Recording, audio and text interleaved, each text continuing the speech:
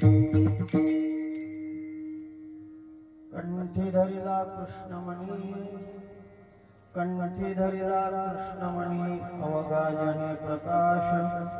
Eco कमी करा, एकदम माईट इको.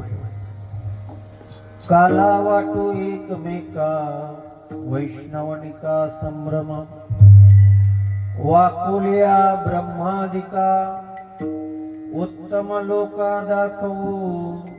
काला वाटू एकमेका, वैष्णवनिका संभ्रम. तुका म्हणे भूमंडळी, तुका म्हणे भूमंडळी, आम्ही बळी वीरगाडे. काला वाटू एकमेका, वैष्णवनिका संभ्रम. विठ्ठल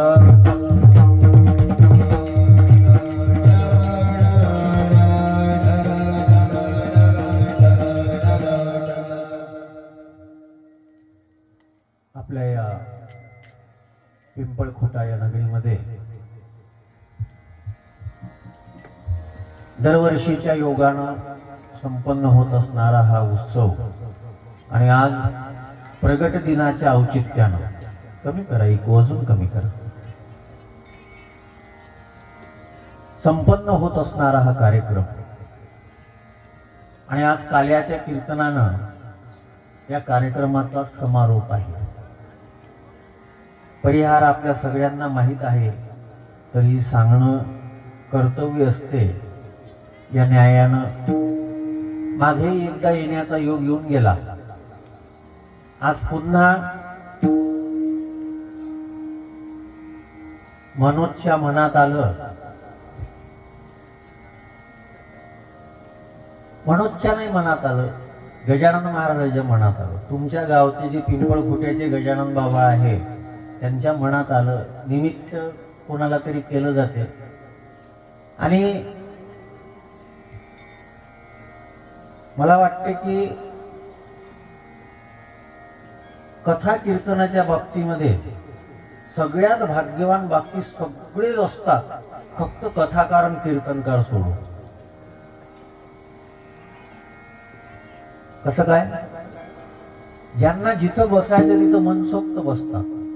फक्त आमचीच जागा पक्की आहे, मला इथून सोडून दुसरीकडे जाता येत नाही. म्हणून आपल्या हिंदू धर्माचं वैशिष्ट्य आहे, आपण जवळ जवळ येतच नाही, आपण दूर दूरच राहतो. म्हणून मधातला जो पोर्च आहे तो लोकांना येण्या जाण्यासाठी आपण मोकळा ठेवला आहे.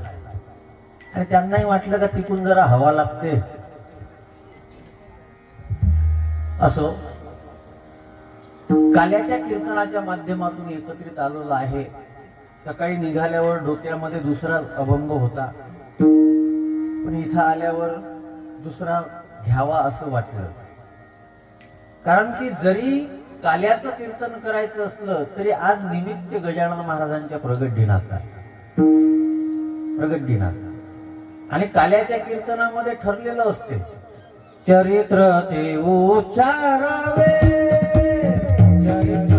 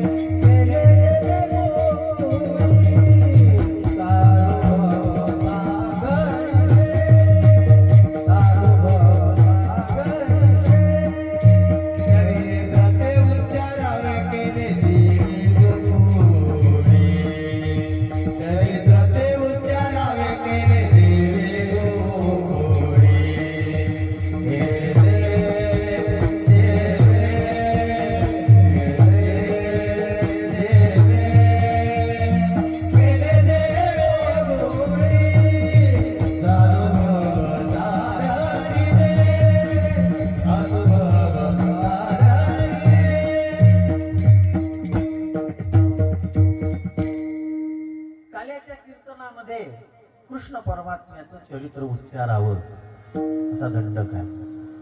आणि म्हणून गिरीश भाऊ, आजकाल अपेक्षा अशी आहे लोकांची का काल्याचा कीर्तनकार असा असावा ज्यानं गवळणी म्हणाव्या. बरं, जुन्या गवळणी म्हटल्या तर हरकत नाही, आता तर कोणत्या गवळणी म्हणावं लागतील काही नियम नाही. आमची फार, म्हणून म्हटलं आमचे फार वाईट दिवस आहेत सध्या. लोक काय म्हणायला लावतील याचा नियम नाही. सध्याच्या काळामध्ये कीर्तनकार धोत्रात शर्टात यावा हे चालू आहे. काही दिवसानं मला वाटतं की आम्हाला साड्या घालायची पाळी येऊ शकते. ते म्हणाल तुम्ही धोत्रात चांगले नाही दिसत, साडीत चांगले दिसतात, तर तुम्ही साडी घाला. आणि आता आम्हाला काय आहे, जे मालक सांगते ते ऐकावं लागते. वक्त्याचा मालक श्रोते.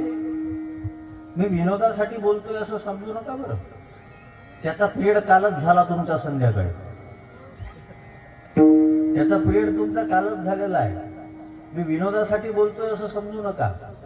सध्या हिंदू धर्माचं एक फार मोठं दुर्दैव आहे, आम्ही मनोरंजनाच्या मागे जास्त लागलोय.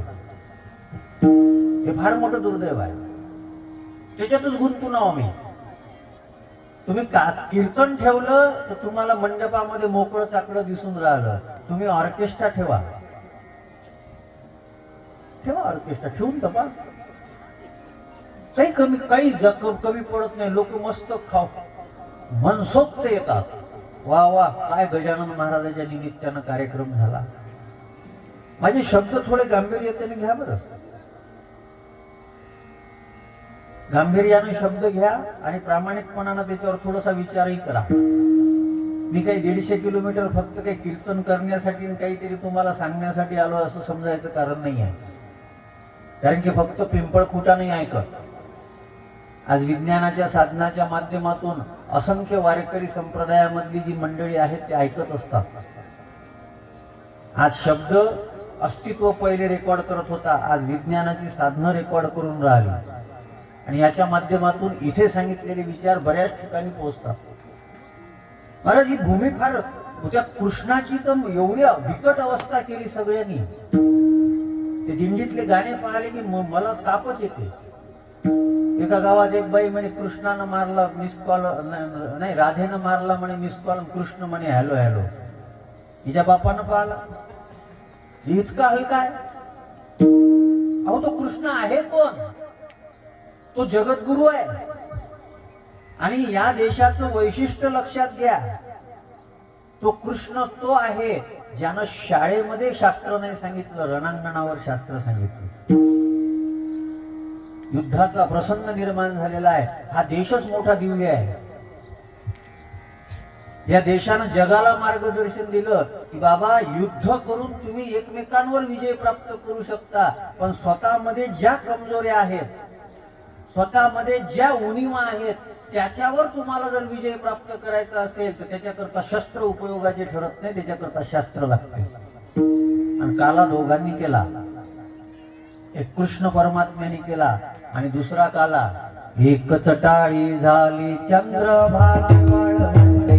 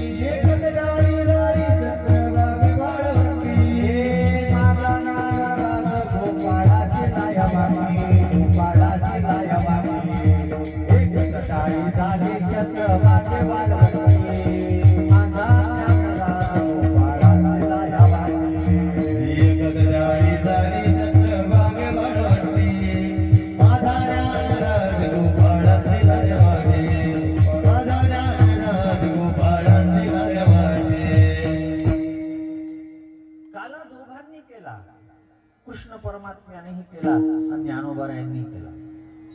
अजून थोडं वेगळं सांगू. कृष्णापेक्षा मला ज्ञानोबारायांची फार वेगळी कमाल वाटते. कारण की कृष्णानं भगवद्गीता शिष्याला सांगितली. अर्जुन कोण आहे? शिष्य आहे. आणि ज्ञानोबारायांनी भगवद्गीतेवरची ज्ञानेश्वरी जी आहे ती कोणाला सांगितली? गुरुला सांगितली. श्रोता निवृत्तीनाथ महाराज आहे. निवृत्तीनाथ खांबाला टेकून बसलेले आहे, ज्ञानोबाराय सुद्धा बसलेले आहे. आणि महाराज देश किती मोठा आहे वहा. इथे शिष्याचं ऐकून घेतलं जाते का? शिष्याला दाबलंच जाते. इथे शिष्याला दाबलं जाते. ज्ञानोबाराय का श्रेष्ठ आहे? वारकरी संप्रदायाचे विचार का मोठे आहेत? आणि एवढे जाऊ द्या, समर्थ सद्गुरु गजानन महाराज जेव्हा हयात होते ना, गजानन महाराजांनी त्याच काळामध्ये ओळखलं होतं की माझी जी परंपरा असेल ती परंपरा वारकरी संप्रदायानुसारच चालली पाहिजे.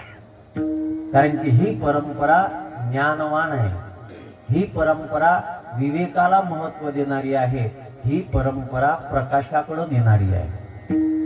आणि म्हणून वारकरी संप्रदायातला खरा प्रसाद जो आहे तो प्रसाद कोणता आहे? काला म्हणजे काय? काय आहे काला? आज आम्ही एकत्र नाही, घराघरामध्ये आम्ही एकत्रित नाही. रामायणाचं वैशिष्ट्य सांगितलं जाते की रामायणामध्ये भावाच्या सुखाकरता भाऊ वनवासात गेला.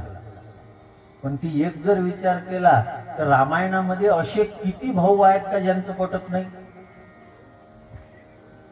किती भाऊ आहेत? अंगद, सुग्रीव, वाली पटत नाही. रावण, कुंभकर्ण पटत नाही. लक्ष्मण आणि भरत यांच्या संबंधामध्ये सुद्धा संघर्षाचा विषय आलेला आहे. पण आम्ही रामालाच का लक्षात ठेवलं? का लक्षात ठेवलं? त्याचं कारण आहे रामानं जोडलं. म्हणून आजही कदाचित कोणाचे काहीही मतभेद असतील पण तरीही प्रत्येकाची अपेक्षा आहे या देशामध्ये रामराज्य असावं. महात्मा गांधी सुद्धा ही अपेक्षा करत होते. मग रामराज्य म्हणजे काय? रामायणामध्ये फार सुंदर वर्णन आलेलं आहे. सब नर करही परस्पर प्रीती, सगळ्यांनी एकमेकावर प्रेम करावं. आज आहे का ही परिस्थिती? आम्हाला काला का पाहिजे? का पाहिजे? भावा भावाचं पटत नाही, नवरा बायकोचं पटत नाही. त्याचे मला अनुभव नाही पण बाकीच्यांचे पाहून लक्षात येते. पोराचं बापाचं पटत नाही. प्रत्येक पोरग म्हणते आमच्या बुड्याला अक्कल नाही. प्रत्येक पत्नी म्हणते आमच्या नवऱ्याला काही समजत. बरंच प्रत्येकामध्ये वादविवाद आहे. एका घरामध्ये आम्ही राहतो पण घरामध्ये जरी राहत असलो तरी वादविवाद आहे. कारण आमच्या मान्यता वेगळ्या आहेत. आमच्या मान्यता वेगळ्या आहेत. आमच्या ते काय बरं आहे का? भांडणं कशासाठी करावं हे तर कळावं. भांडणं कशासाठी केले पाहिजे हे तर कळलं पाहिजे. आंघोळ करण्यासाठी भांडण आहे आमच्यात. विठ्ठल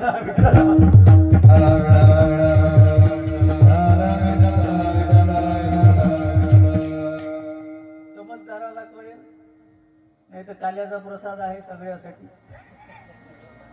भांडण कशासाठी केले पाहिजे?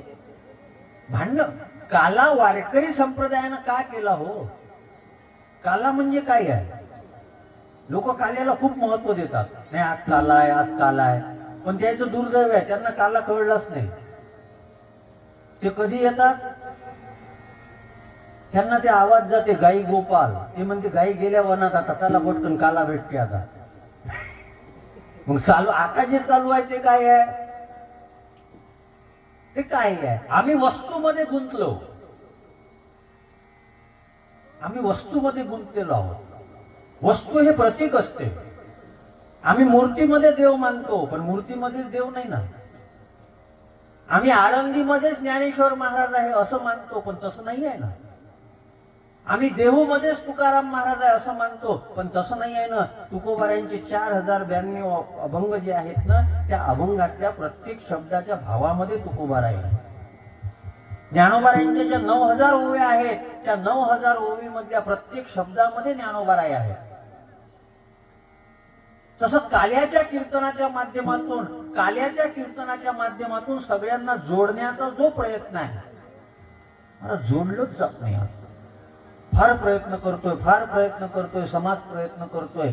आम्ही वेगवेगळे आमच्या डोक्यात कोणते विचार घुसतात काय सांगावं. कधी जोडावं आम्ही, कधी जोडावं. मी आज अभंग कोणता घेणार होतो माहिती आहे का? भलो नंदजी कोटी करो, तो होता माझ्या डोक्यात. पण म्हटलं अजून कोणी म्हणायचं का बा महाराष्ट्रात राहतो आपण, मराठीतल्या भाषेतले का नाही घेतले. अजून कोणी एखाद्या यानं पाहिलं तर आता महाराष्ट्रात राहिल्यानंतर हिंदी अभंग का घेतले जातात. तर मला त्याला विचारावं वाटते का मग तुकाराम महाराजांनी हिंदी पद का केले. माणूस मोठा कधी होतो? जर हा संकुचित विचार जर शीख धर्मातल्या लोकांनी केला असता तर शीख धर्मातल्या लोकांनी नामदेव महाराजांचे पद स्वीकारले नसते. आज तुम्ही विचार करा, आज त्यांचा ग्रंथ आहे गुरु ग्रंथ साहेब. त्या गुरु ग्रंथ साहेब ग्रंथामध्ये नामदेव महाराजांची पद त्यांनी का घेतली? त्यांनी विचार केला का हे आमच्या परंपरेतले आहे की नाही? त्यांनी विचार नाही केला. त्यांनी त्या शब्दामध्ये काय ताकद आहे त्या ताकदीचा विचार केला. मी अभंगाच्या पलीकडे बोलतो असं समजू नका. फक्त मी लवकर सापडत नाही. विठ्ठला विठ्ठला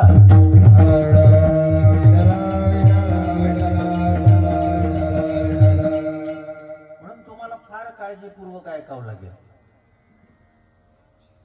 आणि नाहीच लक्षात आलं तर तुमच्यासाठी सोय करून ठेवली. अजून ऐकजा पुढच्या वेळेस. मोबाईलवर येईलच कीर्तन. आम्हाला ताकद भेटली पाहिजे. आणि ज्यांच्याकडे ताकद होती त्यांनी क्रांती केली. ज्यांच्याकडे ताकद होती. तुम्ही बलहीन राहावं असं उपनिषद सुद्धा सांगत नाही. नायम आत्मा बलहीनेन लभ्यत. उपनिषद सांगते जे आत्मतत्व आहे ते आत्मतत्व बलहीनाला प्राप्त होत नाही. ते जाऊ द्या, आत्मतत्व वगैरे जाऊ द्या. परमार्थ ज्याच्यासाठी आहे तो देव आम्हाला प्राप्त व्हावा. पण तो देवही प्राप्त होण्याकरता ताकदच पाहिजे. कोणती ताकद पाहिजे?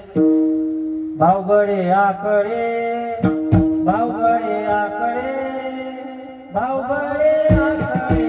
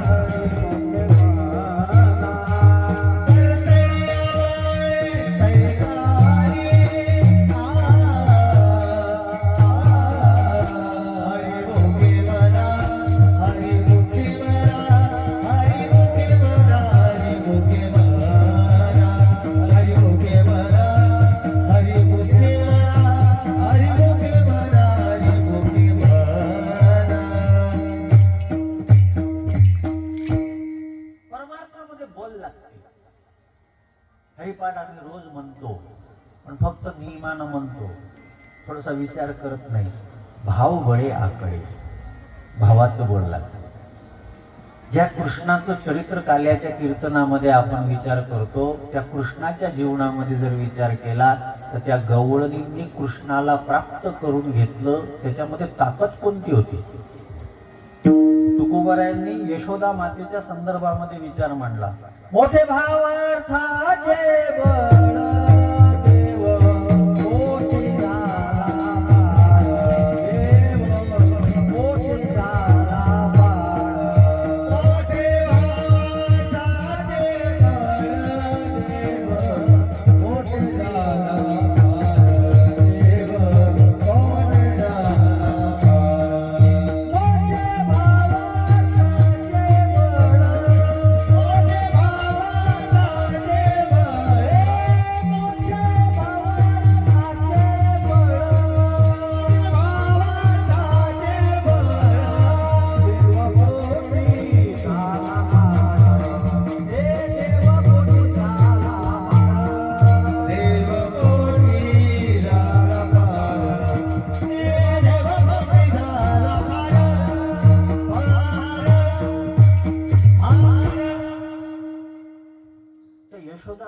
चरित्र फार सुंदर आलंय.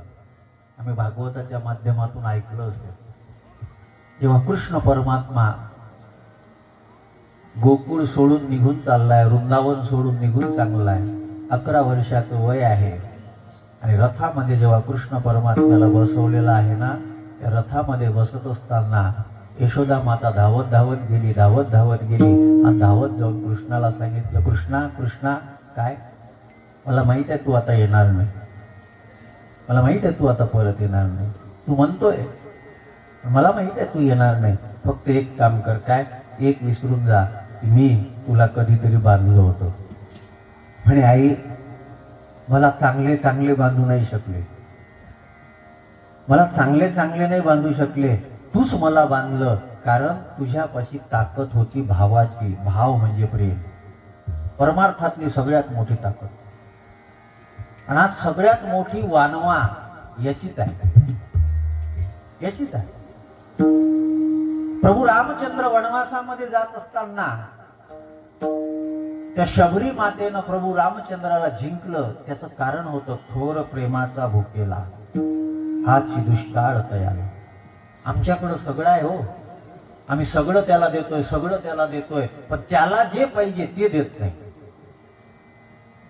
सगळं आहे आमच्याकडं, आपलं नेमकं तेच चुकून राहिली. आपण महत्वाची वस्तू जी आहे त्याच्याकडं दुर्लक्ष आहे आपलं. कीर्तन कशासाठी आहे? जे आम्हाला संसार करून प्राप्त होत नाही ते कीर्तनानं मिळते, म्हणून कीर्तन आहे. हसणं संसारात हसाहसी रडारडी त्याच्याशिवाय दुसरं काय आहे?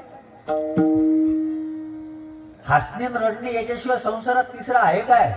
एक तर तुम्ही हसत असता नाही तर रडत असता. द्वंद्वापासून दूर होणं याच्याकरता परमार्थ आहे. लाभ हानी याच्यापासून दूर होणं याच्याकरता परमार्थ आहे. सुख दुःख याच्यापासून दूर होणं याच्याकरता परमार्थ आहे. जय विजय याच्यापासून दूर होणं याच्याकरता परमार्थ आहे. आम्ही याच्यात राहूनही तेच करून राहिलो, याच्यात राहूनही तेच आहे. 2 पकवाजे असेल तर ते भजनावर लक्ष कमी देतात, त्याच्यापेक्षा मी कसा चांगला वाजवतो याच्यावर जोर असते. याला म्हणतो असं नाही, पण हे एकटाच आहे. आणि विशालला विशालनं म्हणताय बरोबर बरं नाही. कीर्तनकाराचंही तेच चालू आहे. मी त्या दिवशी त्या धानोरा फरशीला याच विषयावर बोलून गेलो. प्रतिस्पर्धा, ही प्रतिस्पर्धा आम्हाला काही मिळू देत नाही. आणि मग प्रतिस्पर्धा करत असताना ते जे करते त्याच्यापेक्षा काहीतरी चांगलं केलं पाहिजे. तेच करायचं पण चांगलं करायचं. पण माझा प्रश्न एक आहे, असं काहीतरी करा का जे दुसऱ्याला करता नाही आलं पाहिजे. त्याला खानदानी ताकद म्हणतात. ते ज्ञानोबारायांनी केलं, ते तुकोबारायांनी केलं, ते समर्थ सद्गुरु गजानन महाराजांनी केलं. कारण त्यांच्यामध्ये ताकद होती. आणि त्यांच्यामध्ये किती ताकद होती, किती ताकद होती. तुकोबाराय म्हणतात की असे जे संत असतात, असे जे साधू असतात, त्यांच्यापेक्षा ताकदवान भूमंडळामध्ये दुसरा कोणीच नाही. अभंगाच्या शेवटच्या चरणात तुका म्हणे भूमंडळी,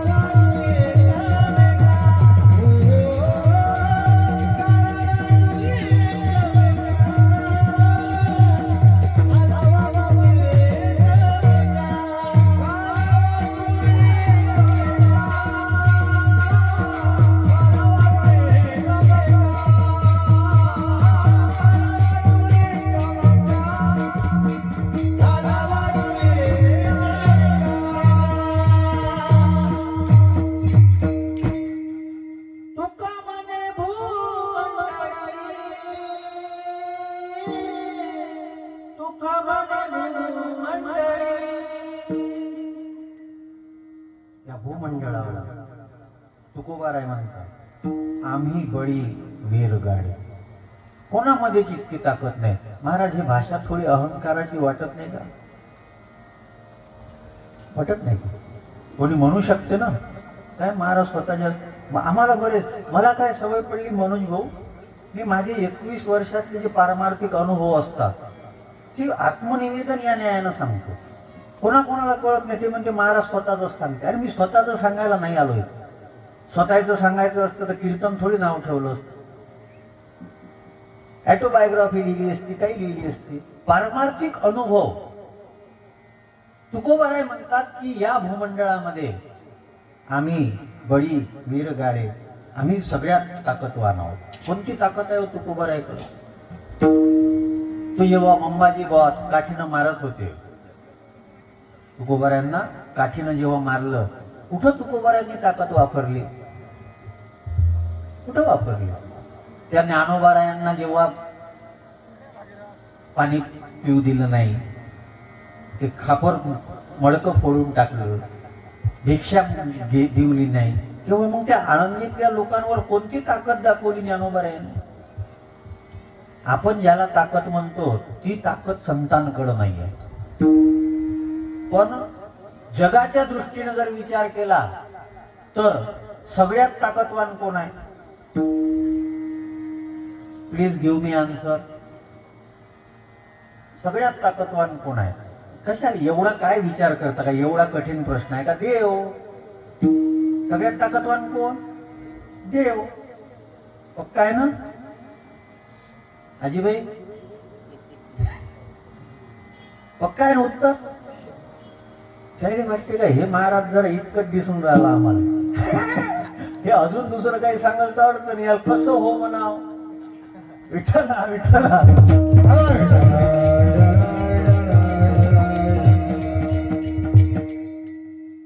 देव सगळ्यात मोठा ताकदवान आहे. माझं नका ऐकू, तुकोबारायांचं तर ऐका. तुकोबाराय म्हणतात बळीया माझा पंढरीला, जो या देवाचाही देव, त्याच्यासारखा ताकदवान कोणीच नाही. पण मग मला सांगा, त्याची सत्ता सगळ्या जगावर चालते. सगळं सगळं जे घडून राहिलं हे सगळंच त्याच्यानं होऊन राहिलं. याची प्रमाण आहेत आपल्याकडं, याची काही वेगळं सांगायची गरज नाही. वृक्षाची पाने आले ज्याची सत्ता, वृक्षाची पाने आले ज्याची सत्ता, पाने आले ज्याची सत्ता, वृक्षाची पाने आले ज्याची सत्ता.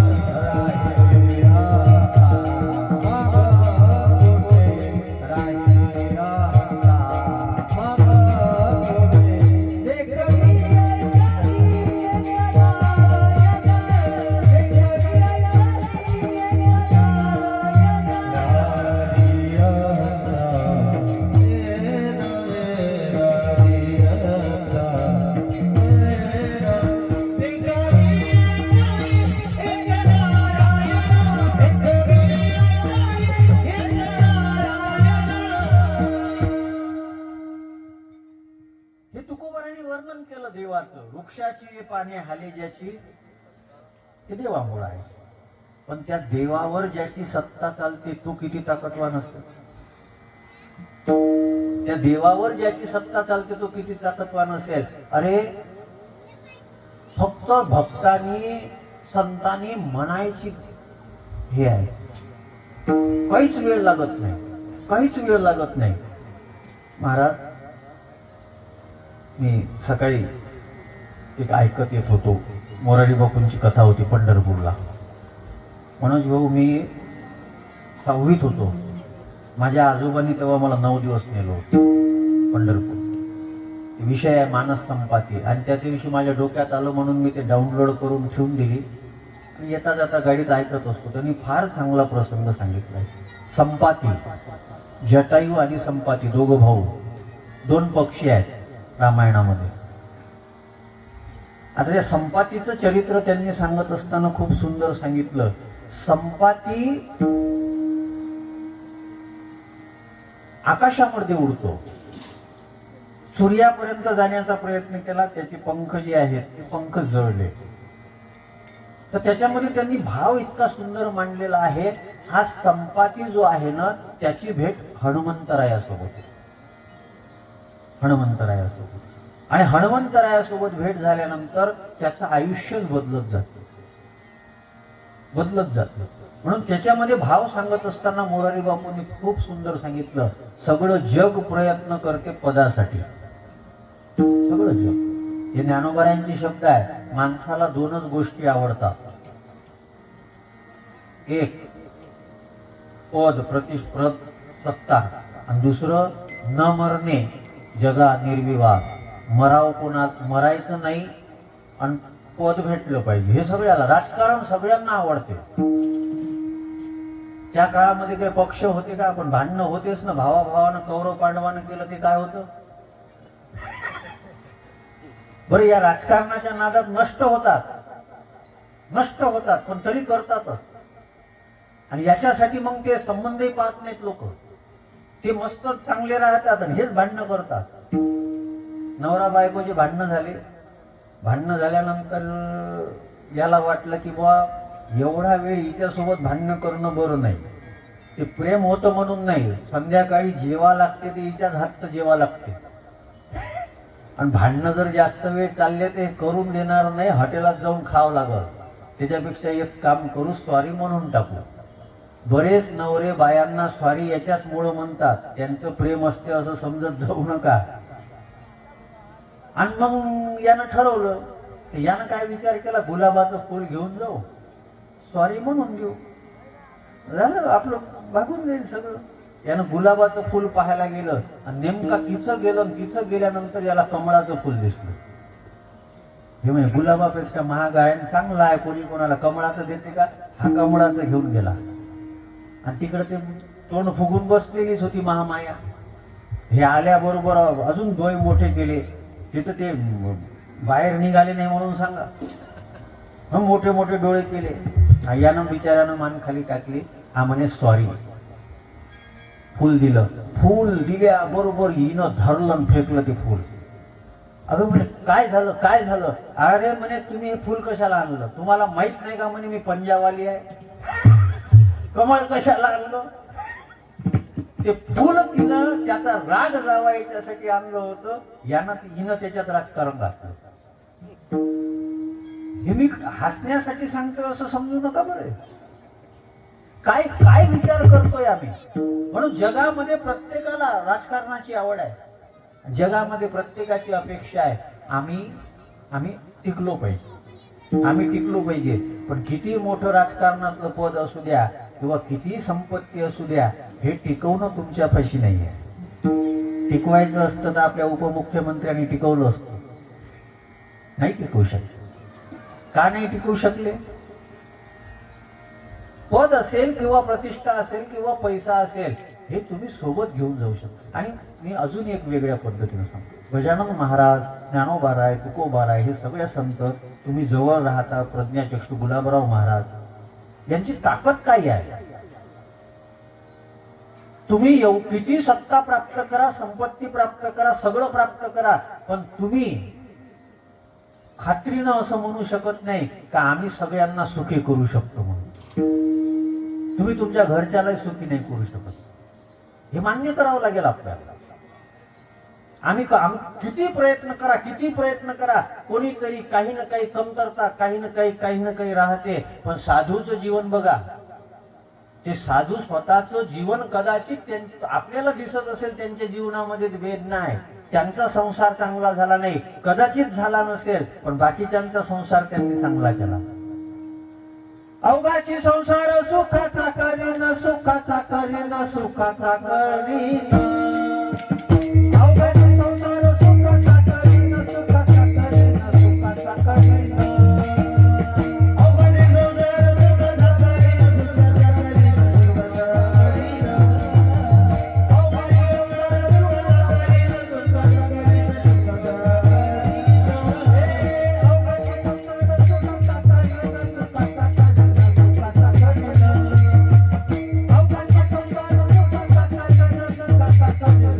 Tata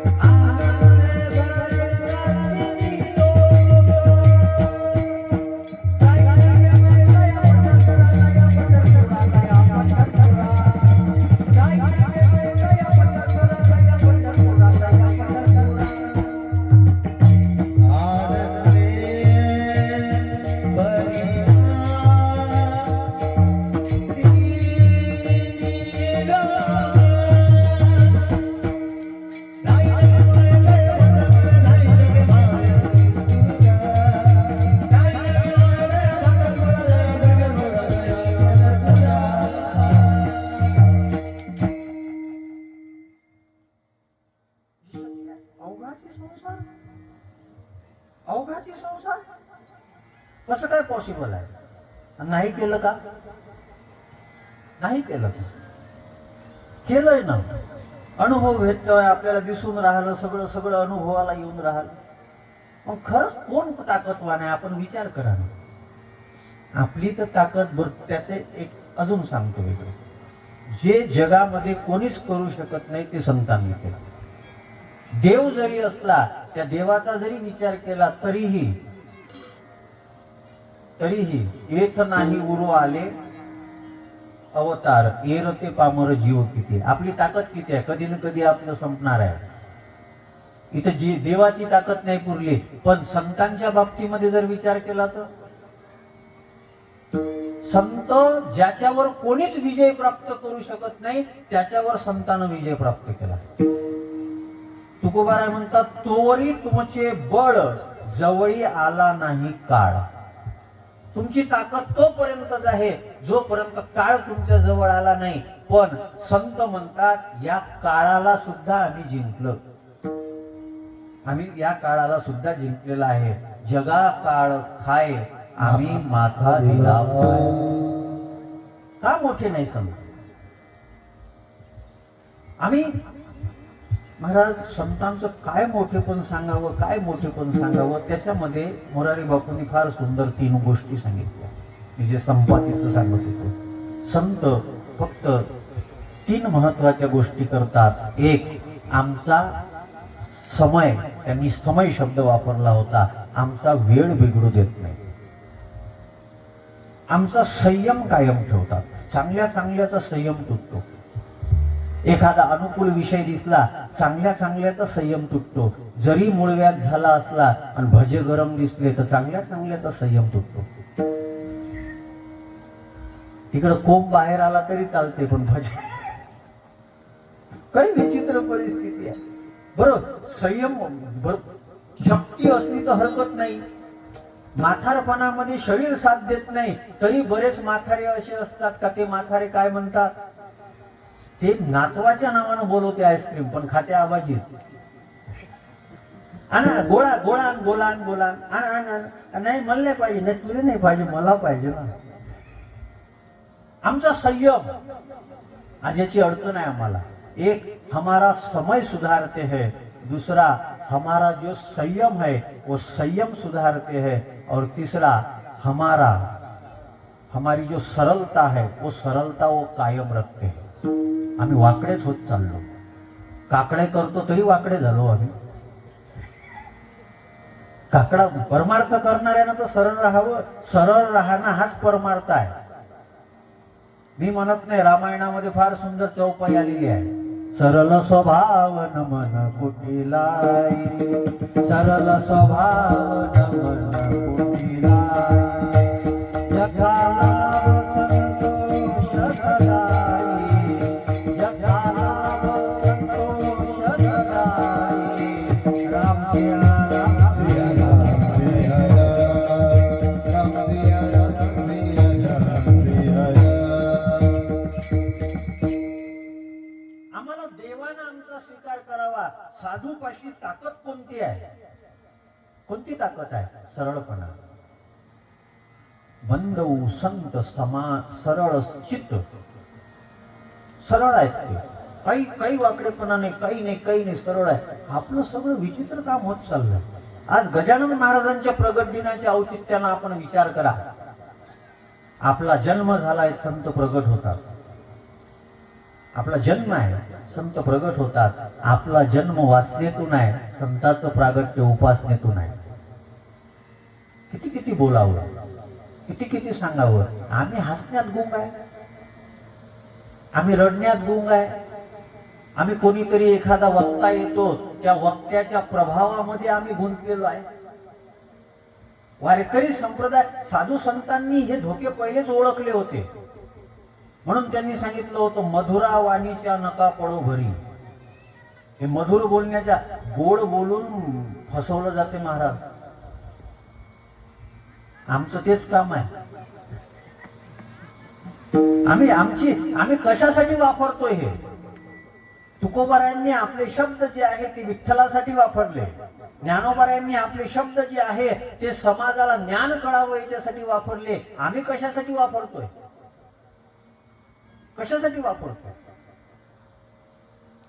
माझी तर आज या व्यासगादीवरून विनंती आहे तुम्हाला, तुमच्या गावच्या पिंपळखोट्याच्या या गजानन महाराजांच्या मंदिरामधून विनंती आहे तुम्हाला, ज्ञानवान साधूच्या मागे पडा. तो तुम्हाला जीवनाकरता ऊर्जा देईल. त्यांनी 3 शब्द फारच सुंदर वापरले. गादी. प्रत्येकाची अपेक्षा कोणती तरी गादी मिळाली. बरं, गादी मिळाल्यावरच माणसं ताकदवान असतात असं आहे ना सध्याच्या काळामध्ये. सगळी धावपळ तर गादीसाठीच आहे. पहिले अलग अलग लढतात, पण गादीची वेळ येते तेव्हा एकत्र येतातच ना. गादीसाठी सगळी ऍडजस्टमेंट करतात सगळेजण. गादी गादी. दुसरा आहे शस्त्र, गदा. गदा. पण त्यांनी सांगितलं तुम्ही गादी कितीही प्राप्त करा, गदाही प्राप्त करा, पण तुम्हाला सद्गती तेव्हाच मिळते जेव्हा कोणत्या तरी संताची गोद तुम्हाला मिळते. मांडी. आणि मांडी कोणालाही मिळत नाही. त्या संपातीला हनुमंतरायाची मांडी मिळाली. मांडी म्हणजे काय? त्यांनी प्रेमाने आमचं जवळ घ्यावं, त्यांनी प्रेमाने आमचा स्वीकार करावा. आज समर्थ सद्गुरू गजानन महाराजांना एकच प्रार्थना करा, बाबा तुमच्यासारखं सामर्थ्य कोणाकडे नाही. आमच्यात काय ताकद आहे? आम्हाला माहित आहे, आमच्या मर्यादा माहित आहे आम्हाला. ज्या गोष्टीने आमची ताकद वाढते असा आमचा समज होता तो गैरसमज आहे, आमच्या लक्षात आलेला आहे. ज्या सत्ता आणि संपत्ती करता आम्ही धावपळ केली, ज्या सन्माना करता आम्ही काहीच्या काही करायला प्रयत्न केले, पण शेवटी इस दुनिया की भी बड़ी अजीब रीत है. हर कोई जमा करने में लगा है, सबको मालूम है कि खाली हाथ जाना है. इस दुनिया की भी बड़ी अजीब रीत है, हर कोई जमा करने में लगा हुआ है, लेकिन मालूम सबको है कि खाली हाथ जाना है. खाली हात आना, खाली हात जाना. मग आम्हाला करायचं काय आहे? तेव्हा एकच केलं पाहिजे, संतांनी आमचा स्वीकार करावा. संतांनी, गजानन महाराजांनी आमचा स्वीकार करावा, ज्ञानोबारायांनी आमचा स्वीकार करावा. ज्यांच्यावर देव प्रेम करतो अशा कोणीतरी संतांनी आमचा स्वीकार करावा. विठ्ठला विठ्ठला.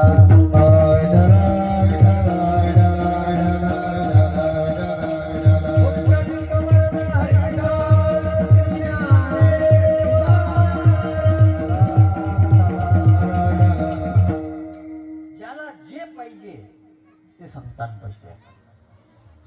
फार सुंदर अभंग आहे. विशाल म्हणू का? वाजवशील बरोबर? संत सज्जनी मांडले दुकाने, संत सज्जनी मांडले दुकाने,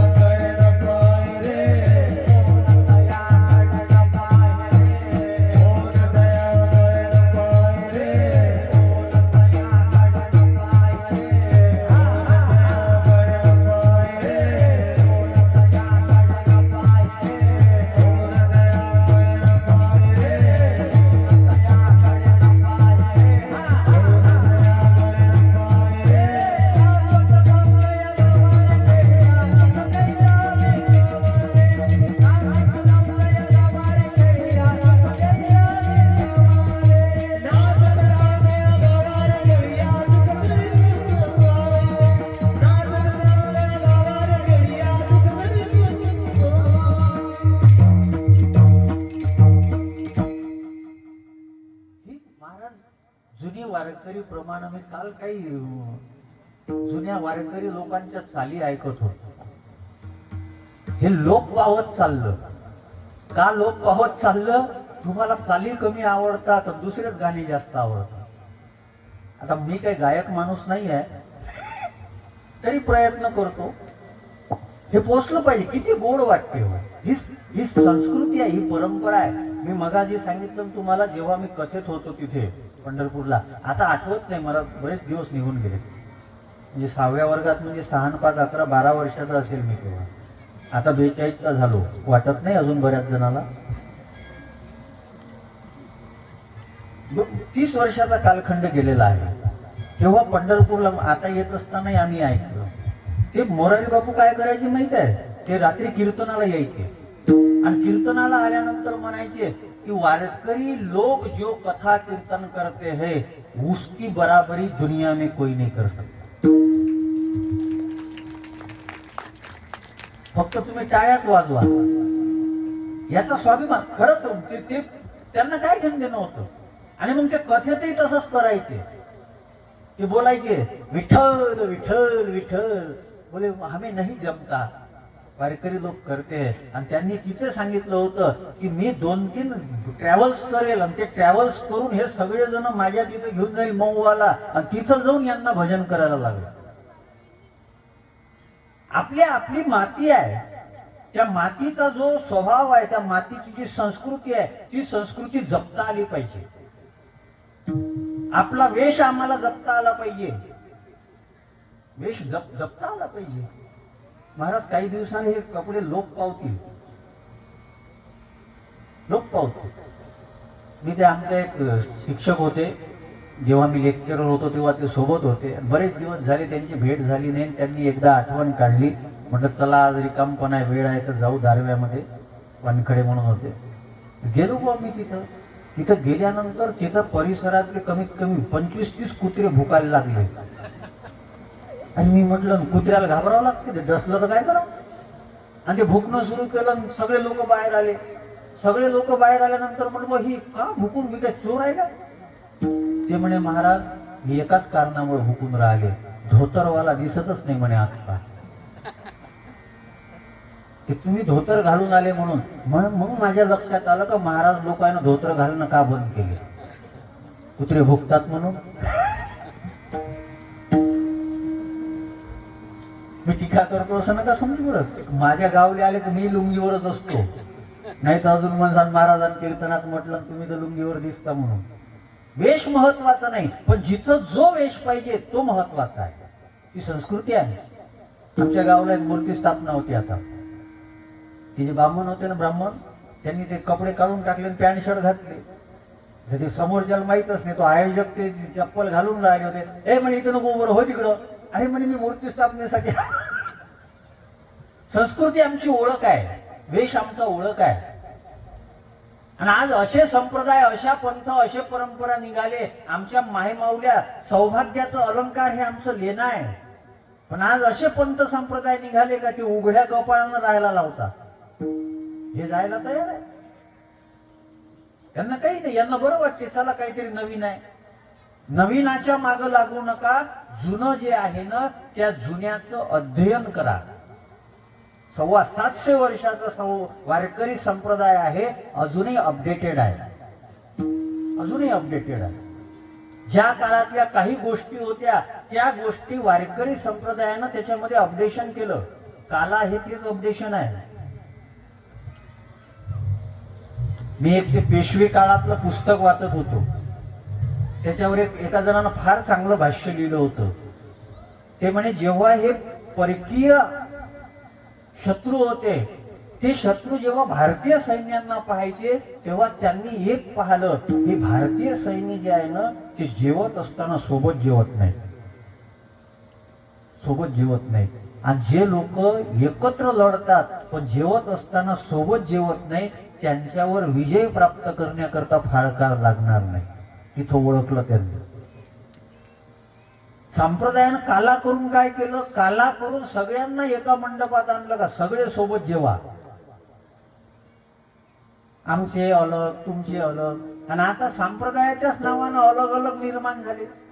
कोणी म्हणते हे आमच्या फळाचा, कोणी म्हणते ते त्याच्या फळाचा, कोणी म्हणते हे यांच्या परंपरेचा. समतानं जोडलेला समाज आपली अलग अलग ओळख दाखवू विभाजित जर आपण करत असू तर हे पाप आहे. हे पाप आहे.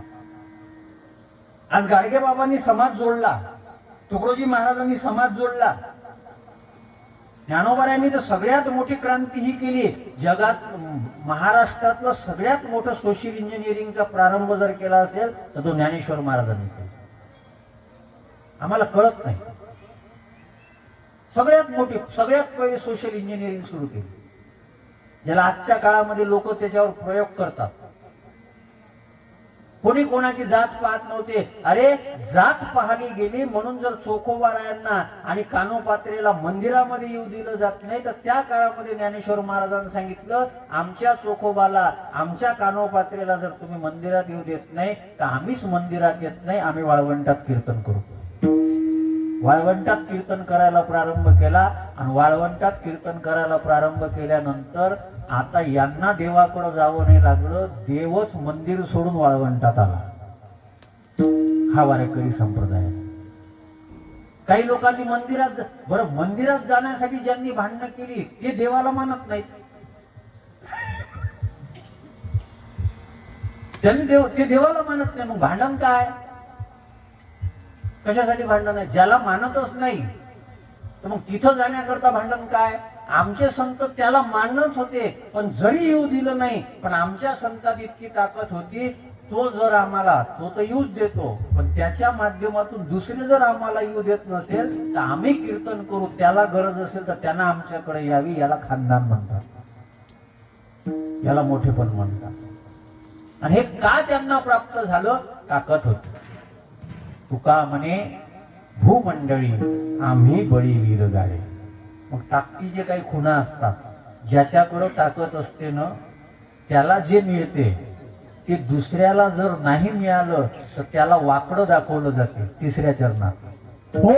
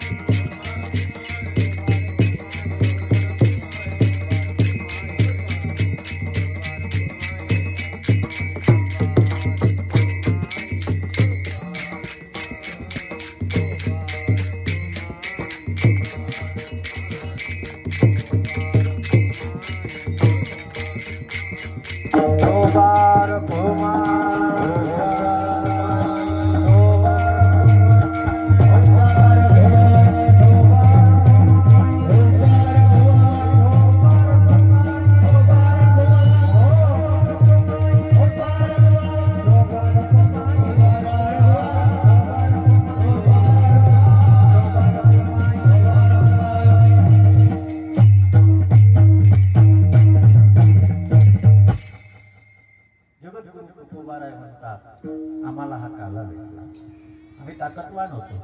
आणि मग लहान लेकरांची परिस्थिती तुम्हाला माहीत असेल, जेव्हा लहान लेकराला काही मिळते आणि ज्याला काही मिळत नाही, तर ते मिळल्यामुळं ते लहान लेकरू ज्याला नाही भेटलं त्याला वाकडं दाखवते.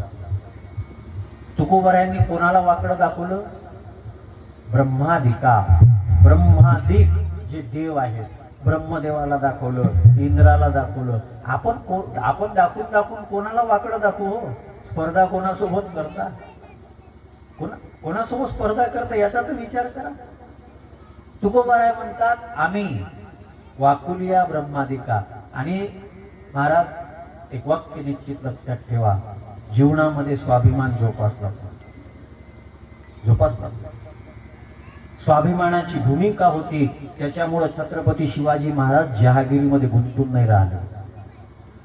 मी आल्यानंतर आपण अरे धर्ममंडपामध्ये आज एका राजाचं चित्र लागते, याचं कारण आहे त्यांनी स्वाभिमान जोपासला. पुणे इंदापूरच्या जहागिरीमध्ये गुंतून जर राहिले असते, ती जहागिरी तर होतीच ना त्यांच्याकडे. आज आम्हाला हिंदवी स्वराज्य भेटलं नसतं. थोड्याशा काहीतरी लाभासाठी जो लाभ निघून जाणार आहे, त्या लाभासाठी स्वतःचा स्वाभिमान सोडू नका. आमच्या पूर्ण धर्म व्यवस्थेनं, आमच्या पूर्ण ज्ञान परंपरेनं स्वाभिमान जोपासायला शिकू. त्या एका हिंदी कवीनं फार सुंदर शब्द वापरलेले आहे. उसने जो लालच दिखाया, उस लालच को अगर मैं स्वीकार कर देता तो एक बहुत बड़ी दुर्घटना घट जाती, मेरे किरदार का कत्ल हो जाता. आमचं अस्तित्व, आमचं जे काही असेल ते सगळं टिकलेलं कशामुळे आहे? त्या स्वाभिमानामुळे शिकलेलं. तुकोबाराय तो स्वाभिमान जोपासतात. आम्हाला सामान्य समजू नका. अरे तुम्ही किती मोठे जरी असेल पण तुम्ही धन्य नाही, आम्ही धन्य आहे. धन्य आम्ही जन्म आलो, दास विठोबाचे तुम्ही असाल, तुम्ही देव असाल, पण तुमच्या मनामध्ये काही ना काही इच्छा अपेक्षा आहे. आमच्या अंतकरणामध्ये इच्छा अपेक्षा नाही. स्वाभिमान जोपासता. आमचा गुरु किती श्रेष्ठ आहे, ज्ञानोबाराय त्या अमृतानुभवामध्ये वर्णन करतात. माझे निवृत्तीनाथ इतके श्रेष्ठ आहे की भगवान शंकर सुद्धा मुहूर्त विचारायला त्यांच्याकडे जातो. शिव ही मुहूर्त पुसे तया जोशी येते, ते निवृत्तीनाथ महाराज आहे. कारण की शंकरानं बरेच वेळा समाधीचा प्रयत्न केला, पण बरेच वेळा चुकली. पण कोणत्या वेळेस घेतली तर बरोबर होईल हे विचार न करता निवृत्तीनाथ महाराजांकडे गेले. आता अमृत अनुभवातलं अमृत कळतच नाही ना. अमृत कशाला म्हणतात हेच कळत नाही. विष प्यायची सवय लागली आणि आता अडचण अशी झाली का माणूस विषानं मरून नाही राहिला, ते त्याला गोड लागून राहिलं.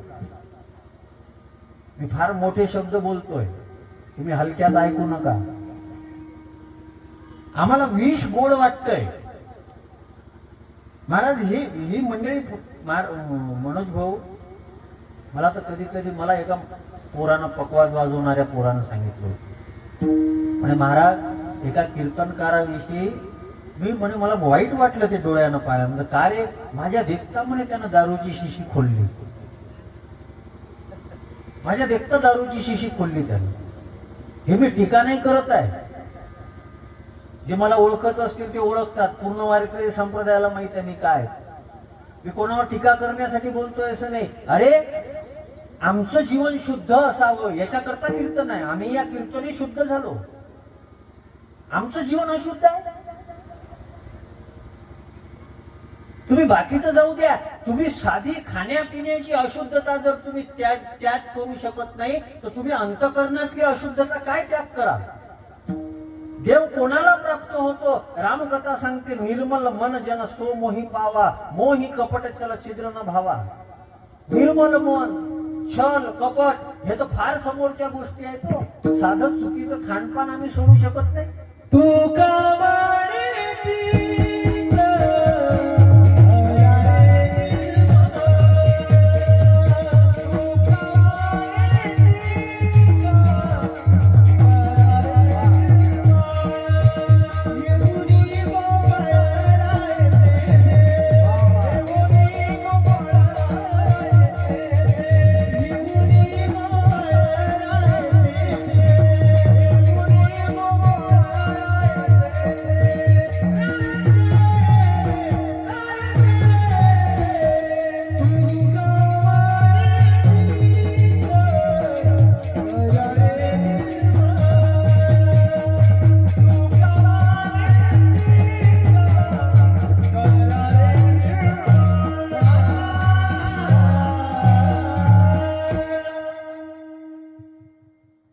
महाराजांनी फार सुंदर प्रमाण दिलं. तुका म्हणे चित्त करावे ज्याचं कीर्तन ऐकता चरित्र ते उच्चारावे केले देवे गोकुळी.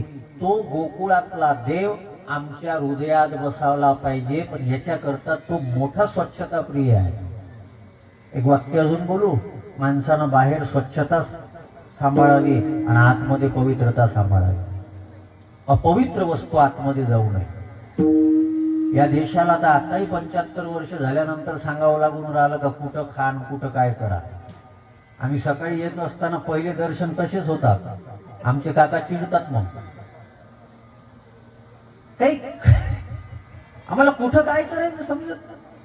आणि महाराज काही लोक मोठी विचित्र असतात. परत जागा असते ना त्यांच्याकडे ते कुत्रं पाहिलं का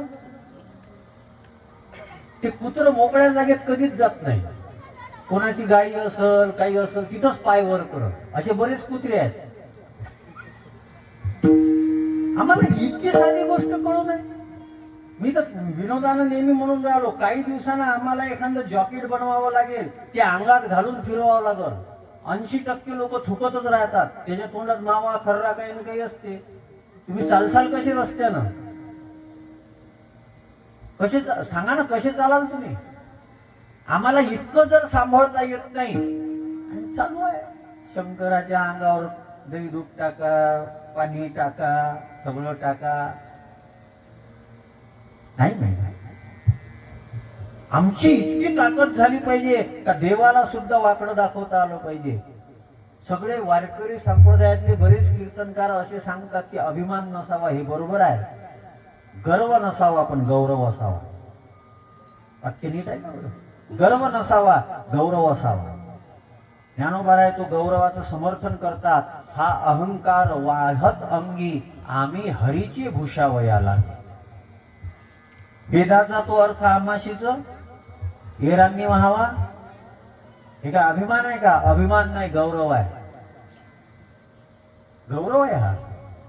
आणि आम्हाला गौरव आहे. आम्हाला जे प्राप्त झालं ना ते ब्रह्मदेवाला नाही भेटलं, इंद्राला नाही भेटलं, कोणाला नाही भेटलं, आम्हाला भेटलं. पण महाराज तुम्हाला भेटलं काय हो? भेटलं काय? तर काय भेटलं आणि ते कोणाला दिलं? दुसऱ्या चरणात.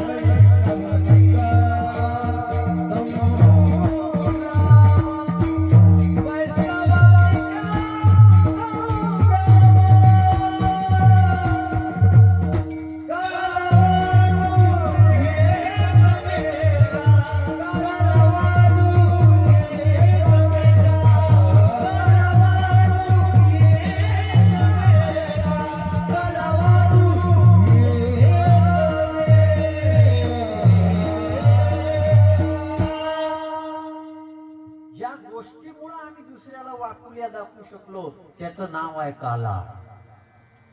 काला. पण तो काला आम्ही देऊ दुसऱ्याला, स्वतः पुरतं ठेवणार नाही. संतांचं जीवनच ते आहे ज्याचं जीवन दुसऱ्यासाठी आहे. म्हणून रामायणामध्ये साधूच्या वर्णन करत असताना त्याला कापसाच्या फुलाची उपमा दिली. कापूस काय आहे? दुसऱ्याचं छिद्र बुजवण्यासाठी आहे. आम्हाला मर्यादा शिकवण्यासाठी आहे. कापडापासून वस्त्र बनते, ते वस्त्र आम्ही घालतो. आमचं जे नग्नपणा आहे तो नग्नपणा झाकण्यासाठी कापूस आहे. काय केलं समर्थ सद्गुरु गजानन महाराजांनी, काय केलं माऊली महावैष्णव ज्ञानोबारायांनी? त्यांना जे मिळालं, काला शब्दाचा अर्थ फक्त काला करू नका. काला शब्दाचा अर्थ होतो काला म्हणजे प्रसाद, प्रसाद म्हणजे प्रसन्नता. काय मिळावं आम्हाला? आम्हाला फक्त प्रसाद मिळावा. कोणता प्रसाद आहे? म्हणून पारमार्थिक माणसाचे चेहरे बघा तुम्ही, त्या चेहऱ्यावरचं जे तेज असते, राधेच्या चेहऱ्यावर जे तेज आहे, गवळणींच्या चेहऱ्यावर जे तेज आहे, वारकरी कष्ट करतो आणि वारकरी वारीला जात असतो. शरीर थकलेलं आहे, सगळं थकलेलं आहे. कोण पावडर लावतंय, कोण काय क्रीम लावतंय, काय करतंय, पण तरीही त्याच्या चेहऱ्यावर जी प्रसन्नता दिसते, ती प्रसन्नता म्हणजे प्रसाद आहे. ती प्रसन्नता म्हणजे प्रसाद आहे. आणि महाराज, ही पैशाने विकत आणता येत नाही. पैशानं गादी विकत घेता येईल ना, झोप कुठं विकत घेता येईल? झोपण्याकरता आमचं मन जे आहे, ते मन जे आहे ते निर्विषय पाहिजे. आणि आपली परंपरा बघा किती श्रेष्ठ आहे.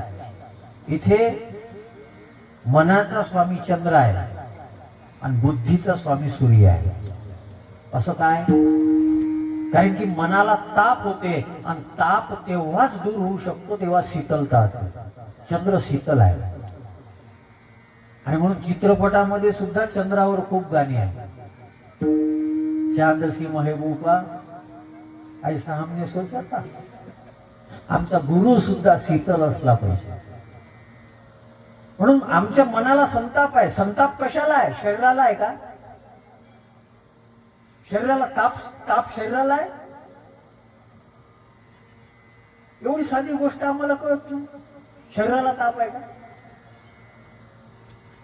तापविले काय तपते? अरे आमचं मन तपलेलं आहे, संतापानं आमचं मन तपलेलं आहे. आणि आमच्या संतांमध्ये इतकं सामर्थ्य आहे, त्रिविध तापाची झाली देखील या चरण वैष्णवाची. हात खालाय झाली पापा तापा. आमचा ताप गेला पाहिजे. तापच ताप आहे. किती मोठा ताप आहे. परमार्थ कशासाठी? तुकोबाराय म्हणतात, आम्ही परमार्थ का करतो? संसाराच्या तापे तापलो मी देवा, करिता या सेवा कुटुंबाची.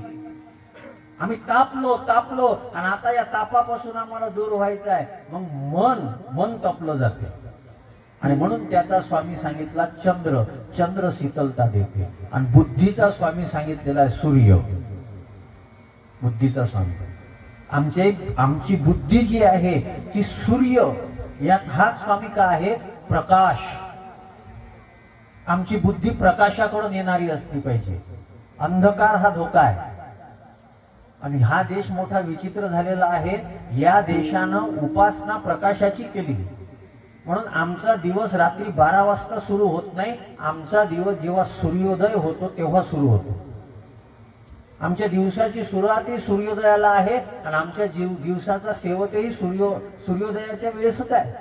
आम्ही 24 तास जे समजतो ते सूर्योदयापासून सूर्योदयापर्यंत आहे. आम्ही अंधाराकडे आम्ही जातच नाही. पण या देशामध्ये ते संस्कार विसरले गेले आणि आम्ही वाढदिवस किती वाजता साजरा करतो? रात्री 12 वाजता फटाके फोडतात लोक.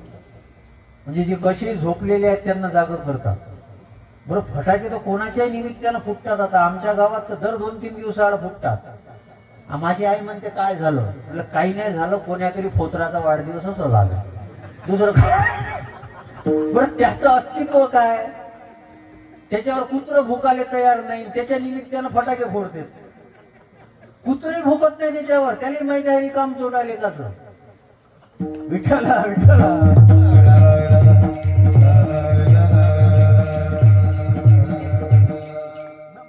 शब्द काही कोणाची टिंगल करण्यासाठी वापरतो असं समजू नका. माझ्या दृष्टीनं प्रत्येकाच्या अंतःकरणामध्ये परमात्मा आहे. आम्ही किती वाया घालवतोय वेळ. माझी तर सगळ्यांना विनंती आहे, धर्मसंस्थेलाही विनंती आहे, आमचा आवाज तेवढाच असला पाहिजे जेवढा सगळ्यांच्या कानावर जाण्यापुरता असावा. आमचे राऊत बाबा नेहमी म्हणून राहिले की तुम्ही का मोठे मोठे भोंगे लावता? का लावता? काय गरज आहे? आज धर्म, अरे इथे डीजेचे आवाज ऐकू ऐकू लोकांना हार्ट अटॅक येऊन राहिले, कोणी ते प्रकाशामुळं आंधळ होऊन राहिले. आम्हाला इतकी अक्कल नाही, आम्हाला इतकी अक्कल नाही. इतक्या साध्या साध्या गोष्टी दरवेळेस काही ना काही बातम्या येतात. आणि पहिले हे आपल्यातच होतं. आता ज्यांना जमत नाही ते आपलं पाहून सुरू केलं त्यांनी. पहिले मुस्लिम लोक संगीत करत नव्हते. आता त्या दिवशी आमच्या गावात ते समजलं होतं, त्यांनी लय मोठं आणलं होतं बा. तर मी त्यांना, आमच्या पोरांना म्हणलं तुम्ही इतके मोठे आहात का? तुम्ही त्यांनी बिघडून टाकलं. त्यांना पहिले जमत नव्हतं, पण आता प्रत्येकाला ताकद दाखवायची आहे. आवाज मोठा केला म्हणजे ताकद दिसते. अरे तो आवाज नाही, आमचा आतल्या आवाजानं आवाज दिला पाहिजे. इनर व्हॉइस, ज्याला शास्त्राने इनर व्हॉइस म्हटलं. आतला आवाज आला पाहिजे. त्या आतल्या आवाजानं आम्हाला सांगितलं पाहिजे का अरे काय जगतोय तू, काय जगतोय ते. साधू संतांचा जो आवाज होता तो आतमधला आवाज होता. आतमधला आवाज ऐकू शकले म्हणून तर गुलाबराव महाराजांना दिसत नव्हतं तरी ज्ञानोबा यांचं चित्र तयार केलं. इनर व्हॉइस हा प्रसाद आहे, हा प्रसाद आहे. मी वाचतो कधीतरी. आता दुसरं कामच नाही मनोज भाऊ, कार्यक्रम करणे. जेव्हा कार्यक्रम नसतात तेव्हा काहीतरी सुंदर असं साधू संतांचे विचार वाचणे. मी जेव्हा भक्तिधामला गेलो त्यावेळेस मला त्यांनी साधुबोध नावाचा ग्रंथ दिला होता गुलाबराव महाराजांचा. काय सुंदर विचार आहे. या विचारापासून आम्ही दूर चाललो. साधू संतांनी काय वाटलं, विचार वाटले. साधू संतांनी काय वाटलं, साधू संतांनी आम्हाला रस वाटला. सेवितो हा रस, हा रस म्हणजे काला आहे. पण कोणालाही नाही दिला. वैष्णवनिका. आता वैष्णव कोण आहे हे आता सांगण्याकरता वेळ नाही माझ्याकडे. त्याच्याकरता वेगळा अभंग आहे. वैष्णव तो जया अवघी देवावरी माने. त्या दिवशी मी रायमोहाला कीर्तन केलं. त्या अभंगावर वैष्णव शब्दाचे खूप भाव मांडलेले आहे. ऐकून घ्या युट्यूबला कधीतरी. त्या असे जे वैष्णव आहे त्या वैष्णवांना हे दिलं. पण नेमका काला म्हणजे काय आणि त्या काल्याचं फल काय, अभंगाच्या पहिल्या चरणात. कंठी धरीला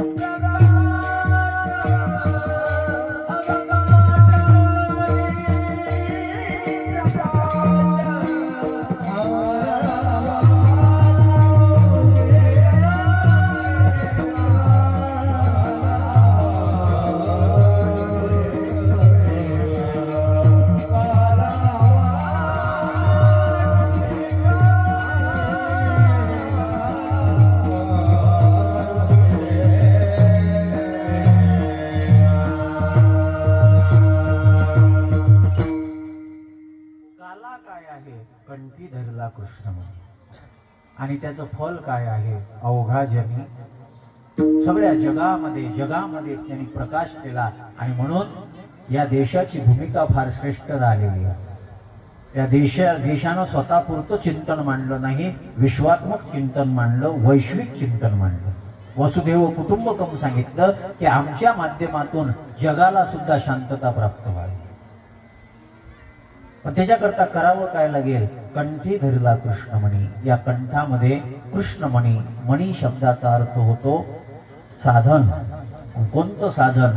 कली काळातलं सगळ्यात महत्वाचं. तुकोबारायांना कोणीतरी विचारलं तुम्ही काय केलं? तुकोबाराय म्हणतात कंठामध्ये नाम घेतलं. ज्ञानोबारायांना विचारलं तुमची काय अपेक्षा आहे? ज्ञानोबाराय म्हणतात कीर्तनाचे नि नटनाचे नासिले व्यवसाय प्रायचित्ता.